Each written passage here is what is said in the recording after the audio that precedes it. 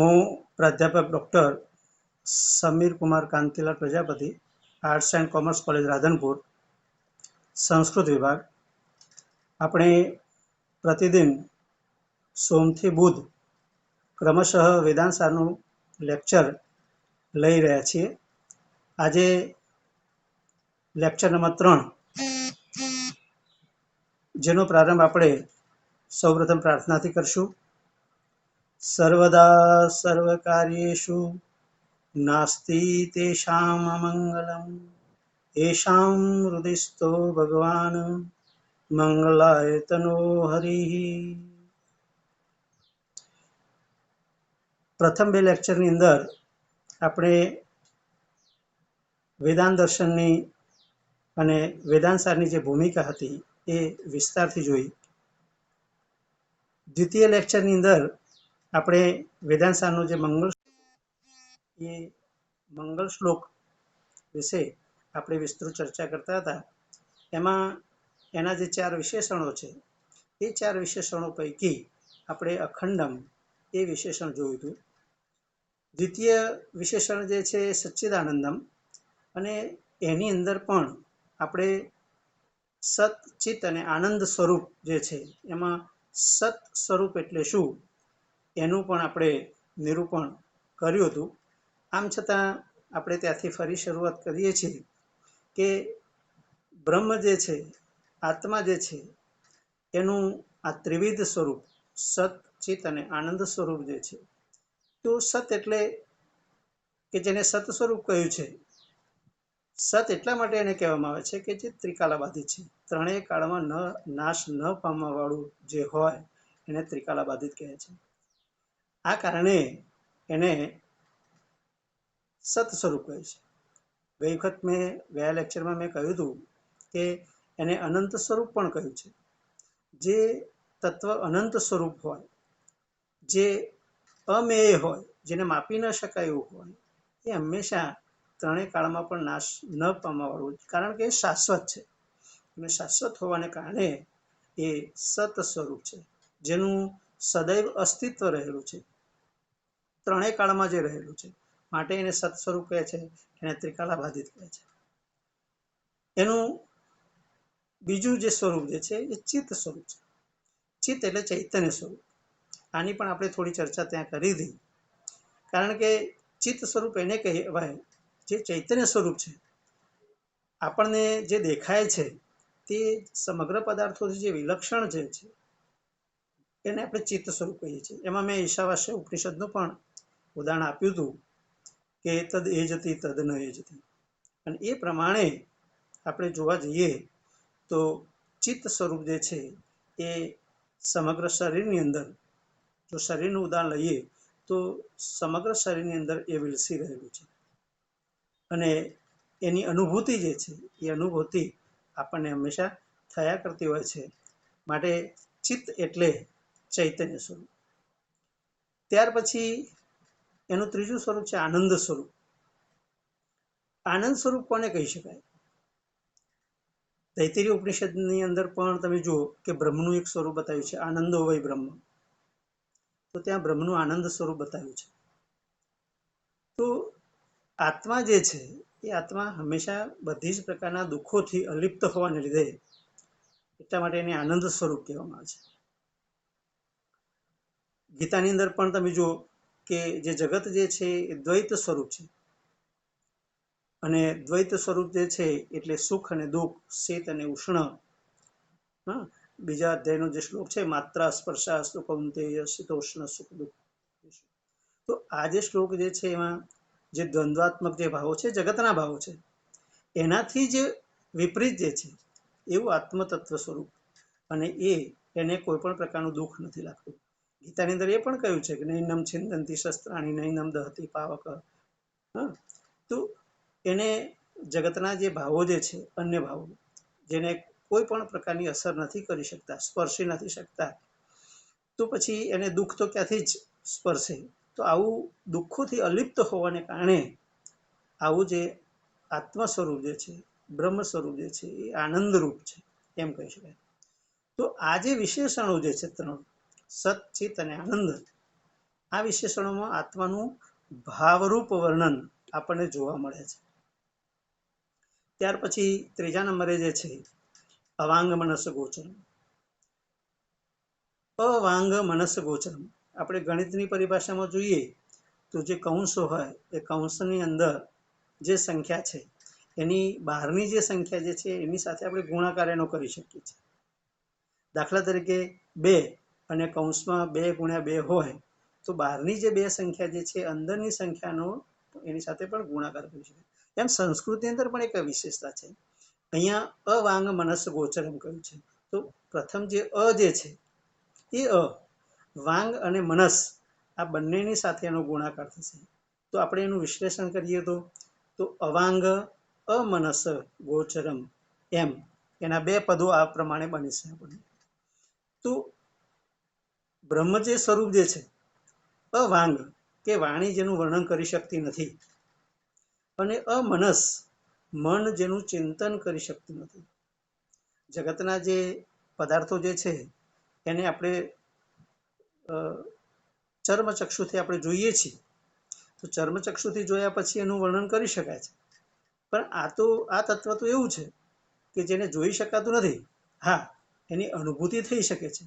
દાખલા તરીકે વાયરની અંદર કરંટ જતો હોય તો એ કરંટને આપણે જોઈ શકતા નથી, પણ એની અનુભૂતિ આપણને થાય છે. એને આપણે સ્પર્શ કરીએ તો એની અનુભૂતિ થાય છે. અને અનુભૂતિ થયા પછી પણ તમે જુઓ કે એનું વાણીથી વર્ણન કરી શકાતું નથી, એનું ચિંતન કરી શકાતું નથી, માત્ર અનુભૂતિ. તો આવું બ્રહ્મ તત્વ જે છે, આવા સામાન્ય જગતના ઉદાહરણો આપીને પણ એને સરળતાથી સમજવું હોય તો આપણે એ સમજવાનો આપણે પ્રયત્ન કરી રહ્યા છીએ. તો આ પ્રમાણે આત્મતત્વ એવું જે છે જે અનુભૂતિનું તત્વ જે છે, અને એટલા માટે આપણે એને વાણીથી વર્ણવી શકતા નથી અને મનથી ચિંતવી પણ નથી શકતા. તૈત્તિરીય ઉપનિષદની અંદર એના માટે એક સરસ વાક્ય પ્રયોગ કર્યો છે, યતો વાચો નિવર્તન્તે અપ્રાપ્ય મનસા સહ, કે જ્યાં વાણી પણ પાછી વળે છે અને મન એને પ્રાપ્ત કરી શકતું નથી. અને એટલા માટે જ બ્રહ્મતત્વ જે છે, આત્મતત્વ જે છે, એના માટે આપણા કવિએ, આપણા લેખકે સરસ એના માટે આ વિશેષણ વાપર્યું છે, અવાંગ મનસ ગોચર. ચોથું એનું જે વિશેષણ જે છે અખિલ આધારમ. જેમ આપણે આગળ જોયું હતું કે દોરડામાં સાપ, દોરડું એ મૂળ આધાર છે અને એમાં સર્પનો આભાસ થાય છે. એમ આખું જગત આપણને જે ચર્મચક્ષુથી જોવા મળે છે, તો એનો પણ કોઈ આધાર હોવો જોઈએ. અને એ આધાર કોણ છે? તો બ્રહ્મ તત્વ છે. એવું આપણું વેદાંત, આપણું અદ્વૈત દર્શન જે છે, શંકરાચાર્ય જે છે, કેવલાદ્વૈતી જે શંકરાચાર્ય જે છે, એ એવું માને છે. અને એને આધારે આપણા લેખકે અખિલ આધારમ એવું સરસ એક વિશેષણ એના માટે વાપર્યું છે. તો અખિલ આધારમ એટલે બધા, અખિલ એટલે સમગ્ર, ખિલ એટલે ટુકડો અને અખિલ એટલે સમગ્ર. તો બધા એટલે કે આ જે સચરાચર સૃષ્ટિ પ્રપંચના આધારરૂપ છે એને અખિલ, સમગ્રનો આધાર માનવામાં આવે છે. કારણ કે વેદાંતમાં જગત મિથ્યા માન્યું છે, જગતને મિથ્યા માન્યું છે, છતાં અજ્ઞાનને કારણે પણ તે આપણને અનુભવાય તો છે જ. જેમ મેં આગળ કહ્યું કે દોરીમાં સપ, તેમાં અનુભવાતા જગતનો આધાર આત્મા કે બ્રહ્મ છે એમ આપણે માનવું રહ્યું. ભલે આપણે સામાન્ય માણસો એને સમજી ન શકતા હોય, એનું અનુભૂતિ ન કરી શકતા હોય, પણ કોઈ પણ પદાર્થ જે છે એ આધાર વિના રહી શકતો નથી. પક્ષી જે છે, પક્ષી પોતાનો શિકાર લે છે, સમડી છે પોતાનો શિકાર પકડીને આકાશમાં ઉડે છે, પણ એને જો એ શિકારને ખાવો હોય તો એને પણ કોઈ પણ આધાર પર મૂકી અને પછી એ ખાઈ શકે છે. એમ સમગ્ર જગત જે છે, જગતનું કોઈને કોઈ આધાર છે. તો એ આધાર કોણ હોઈ શકે? તો અદ્વૈત વેદાંતની પરિભાષામાં કહીએ તો સમગ્ર જગતનો જે આધાર જે છે, જે બ્રહ્મ છે. અને એટલા માટે સદાનંદ યોગેન્દ્ર સરસ્વતીજી એના માટે અખિલ આધારમ એવું સુંદર વિશેષણ વાપર્યું છે. હવે આ આપણે વિશેષણો તો જોયા, તો એની અંદર પણ આપણે જોવા જઈએ કે આ જે લક્ષણ જે છે એ લક્ષણ પણ બે પ્રકારનું હોય છે. એક છે સ્વરૂપ લક્ષણ અને તટસ્થ લક્ષણ. થોડા અંદર આપણે ઉતરીને આ વાત કરવા જઈ રહ્યા છીએ કે સ્વરૂપ લક્ષણ અને તટસ્થ લક્ષણ. તો સ્વરૂપ લક્ષણ એટલે શું અને તટસ્થ લક્ષણ એટલે શું? તો સ્વરૂપ લક્ષણની જે વ્યાખ્યા છે, સ્વરૂપમ સત વ્યાવર્તકમ યથા પૃથિવ્યાહ પૃથિવ્યમ, બીજાથી જુદું પાડતું અને વસ્તુના પોતાના જ સ્વરૂપને વ્યક્ત કરતું લક્ષણ. જેમ કે પૃથ્વીનું સ્વરૂપ લક્ષણ છે પૃથ્વી તત્વ. દરેક તત્વ જે છે એનું પોતાનું એક લક્ષણ છે. તો પૃથ્વીનું પોતાનું લક્ષણ છે પૃથ્વી તત્વ છે, તો એને આપણે સ્વરૂપ લક્ષણ કહીશું. તટસ્થ લક્ષણ જે છે, તો તટસ્થ લક્ષણ કોને કહીશું? તદ ભિન્નત્વે સતી તદ બોધકત્વ. જે લક્ષણ વસ્તુના સ્વરૂપથી જુદું હોવા છતાં વસ્તુના સ્વરૂપનો બોધ કરાવે છે તે તટસ્થ લક્ષણ છે. દાખલા તરીકે છત્ર, મુકુટ વગેરે, તો આ લક્ષણો કોના છે? તો એ રાજ્ય લક્ષણો છે. રાજાથી જુદા છે અને રાજાથી જુદા હોવા છતાં એ રાજાનો પરિચય કરાવે છે. કોઈ અધિકારી જે ખુરશીમાં બેઠો છે તો એ તો વ્યક્તિ છે, પણ એ ખુરશી એનાથી ભિન્ન હોવા છતાં પણ એ ખુરશી એના પદનું આપણને જ્ઞાન કરાવે છે. કોલેજના પ્રિન્સિપાલ હોય તો એ પ્રિન્સિપાલ બહાર આપણે નીકળે છે તો એક માણસ જ છે, પણ જ્યારે એ ખુરશીમાં બેસે છે, એ ઓફિસની અંદર એ ખુરશીમાં જ્યારે બેસે છે ત્યારે આપણે એમને પ્રિન્સિપાલ કહીએ છીએ. તો આ તટસ્થ લક્ષણ થયું. તો મિત્રો, આ મંગળ શ્લોકમાં પ્રથમ 3 જે વિશેષણો દ્વારા આપણને સ્વરૂપ લક્ષણનું જ્ઞાન થાય છે અને છેલ્લું જે વિશેષણ જે છે અખિલ આધારમ, એના દ્વારા તટસ્થ લક્ષણ આપવામાં આવ્યું છે. તો આ 4 લક્ષણોનું આપણે આ પ્રમાણે વિવિધ વિભાજન કરી શકીએ છીએ. હવે એક બીજી વાત, મંગળ શ્લોકની આપણે વિસ્તૃત ચર્ચા જોઈ. લેખક એટલા નમ્ર છે કે ગુરુ અને છાત્ર, ગુરુ અને વિદ્યાર્થી જે છે એ બંને વચ્ચેનો પણ એક તાદાત્મ્યનો ભાવ ખરેખર હોવો જોઈએ. એનો વિવેક છે. કોઈ પણ શિષ્ય જે છે એ જે ગુરુ પાસેથી જ્ઞાન મેળવે છે એ ગુરુને જો યાદ ન કરે તો ખરેખર એ નગુણો ગણાય. તો અહીંયા આપણા જે લેખક જે છે પોતાની નમ્રતા જે છે, ગુરુ પ્રત્યેની જે નમ્રતા છે એ દર્શાવવા માટે ખરેખર જે પોતાનું ઈષ્ટ તત્વ જે છે એ ઈષ્ટ તત્વની સ્તુતિ કર્યા પછી ગુરુની પણ વંદના કરે છે. અને એ ખરેખર એક ઉત્તમ આપણી ભારતીય પરંપરા જે છે. ઈશ્વર અને ગુરુ આ બંનેની અંદર પણ આપણે જોઈએ તો ગુરુને પ્રથમ સ્થાન આપવામાં આવ્યું છે અને ઈશ્વરને દ્વિતીય સ્થાન આપવામાં આવ્યું છે. તો એવા સંજોગોમાં ગુરુ વંદના પણ લેખક કરી અને પોતાનો જે અહોભાવ છે, પોતાની જે નમ્રતા જે છે, બહુ સુંદર રીતે અહીંયા પ્રદર્શિત કરે છે.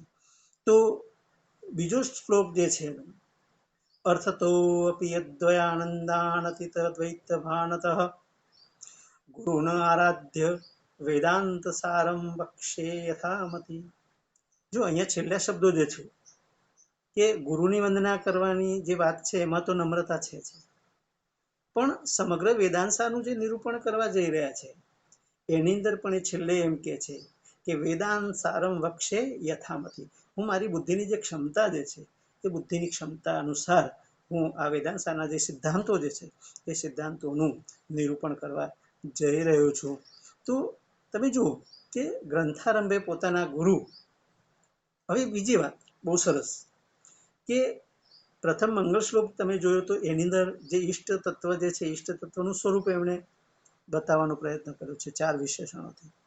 એમ ગુરુ વંદના કરે છે તો ગુરુ પણ કેવા છે અને ગુરુનું સ્વરૂપ પણ તમે જુઓ, એમણે એ શ્લોકની સાથે જ વણી લીધું છે.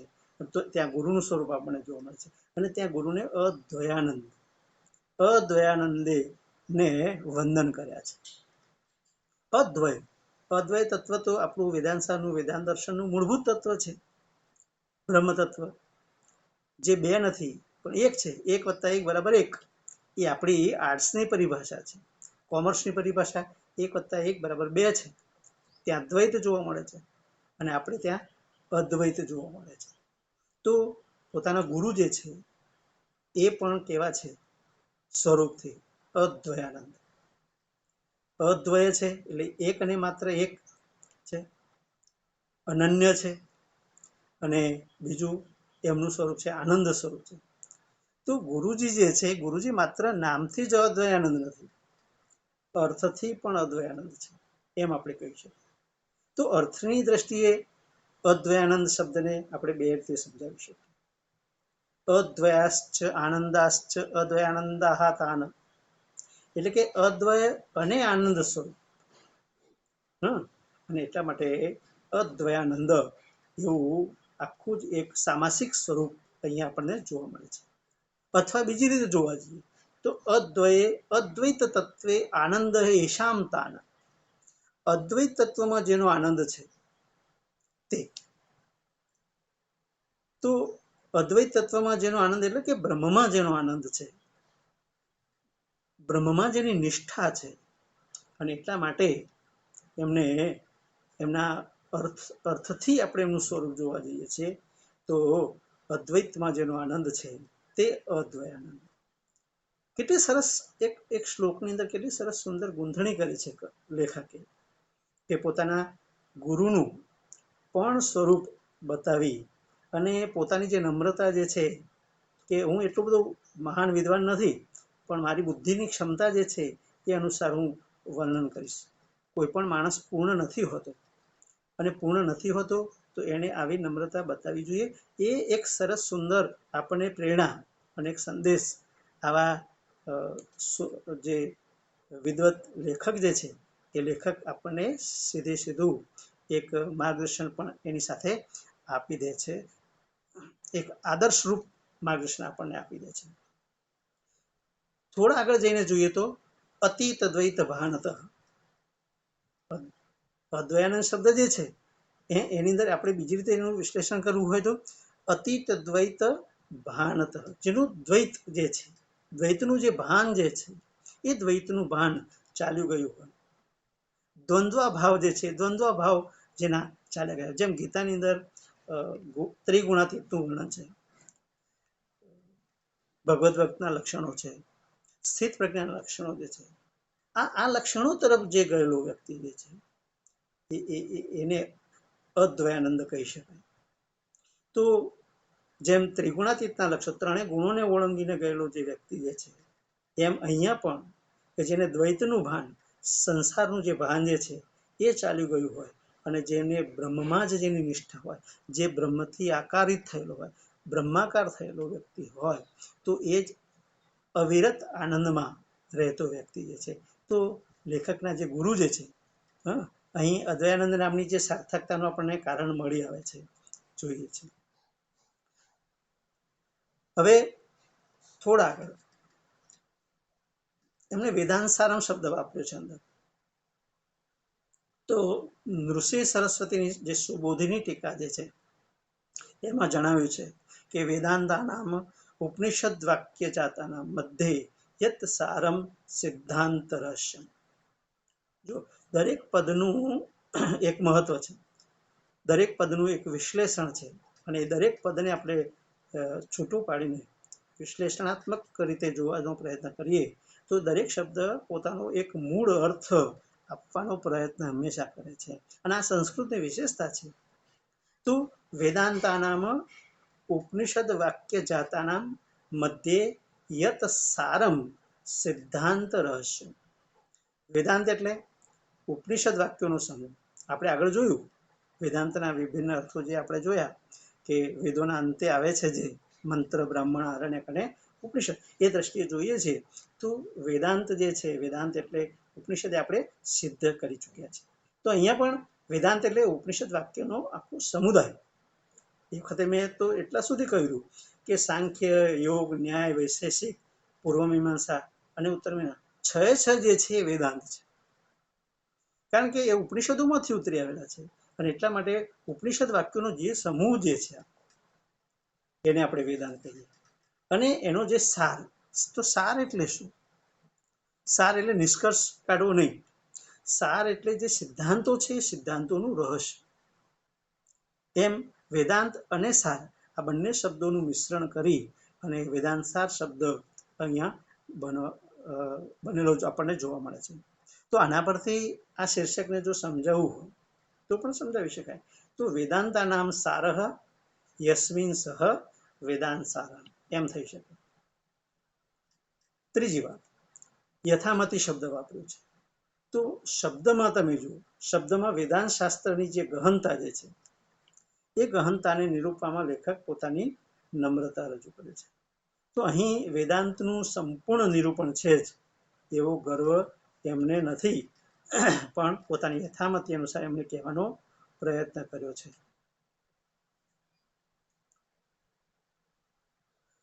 હવે વિદ્યાર્થીઓ સમક્ષ આ રજૂઆત કરવાની છે એટલે વેદાંત સારમ આપણે ટૂંકમાં તો જોયું, પણ વેદાંત સાર જે શીર્ષક જે છે એ શીર્ષકને ક્રમાનુસાર આપણે આવતા સોમવારે, સોમ, મંગળ અને બુધ 3 દિવસ આપણે વેદાંતના લેક્ચર લેવાના હોય છે. ગુરુ, શુક્ર અને શનિ આપણે સેમ 5ના CC 510 જેમાં છંદ, નિબંધ અને કુમાર સંભવ વિશેનું આપણે લેક્ચર લેવાનું હોય છે. એટલે આવતા સોમવારે જ્યારે આપણે મળીશું ત્યારે ચોથા લેક્ચરની અંદર આપણે વેદાંત સાર શીર્ષક જે છે ત્યાંથી એનો આપણે પ્રારંભ કરીશું. અસ્તુ. જય ભારત, જય ગુજરાત.